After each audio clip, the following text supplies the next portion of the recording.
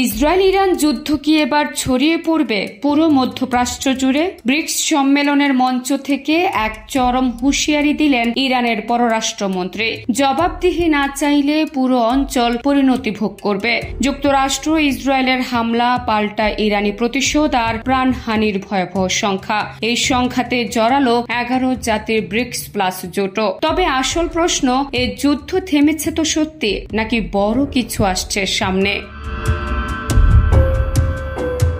ইরানের পররাষ্ট্রমন্ত্রী Abbas Araghchi হুঁশিয়ারি দিয়ে বলেছেন, ইরানে হামলার জন্য যদি ইসরায়েলকে জবাবদিহির আওতায় আনা না হয় তবে পুরো অঞ্চল এবং তার বাইরেও এর পরিণাম ভোগ করতে হবে। ব্রাজিলে উদীয়মান অর্থনীতির দেশগুলোর জোট ব্রিক্সের শীর্ষ সম্মেলনে এ কথা বলেন আরাকচি।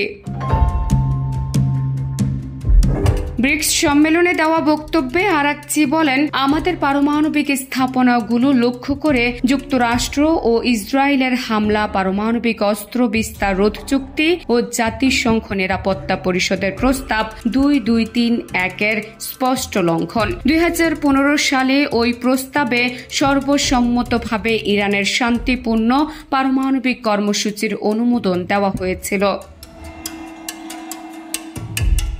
গত মাসে ইরানের কয়েকটি সামরিক ও পারমাণবিক স্থাপনায় হঠাৎই হামলা করে বসে ইসরায়েল। জবাবে পাল্টা হামলা চালায় ইরান। দুই প্রতিবেশীর সংঘাতের মধ্যে ইরানের 3টি গুরুত্বপূর্ণ পারমাণবিক স্থাপনায় হামলা চালায় যুক্তরাষ্ট্র।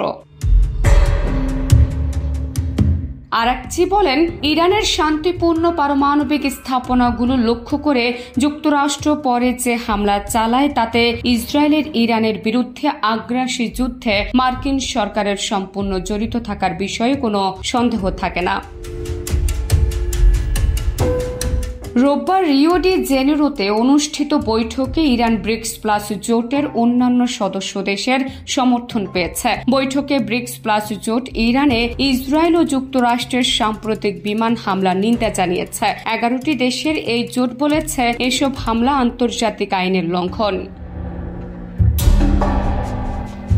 ইসরায়েলের সঙ্গে 12 দিনের ওই সংঘাতে ইরানে অন্তত 935 জন নিহত ও 5332 জন আহত হয়েছেন বলে জানিয়েছে দেশটির স্বাস্থ্য মন্ত্রণালয়। জেরুজালেমের হিব্রু ইউনিভার্সিটি প্রকাশিত তথ্য অনুযায়ী তেহরান পাল্টা প্রতিক্রিয়ায় ইসরায়েলের উপর ক্ষেপণাস্ত্র ও ড্রোন হামলা চালায়।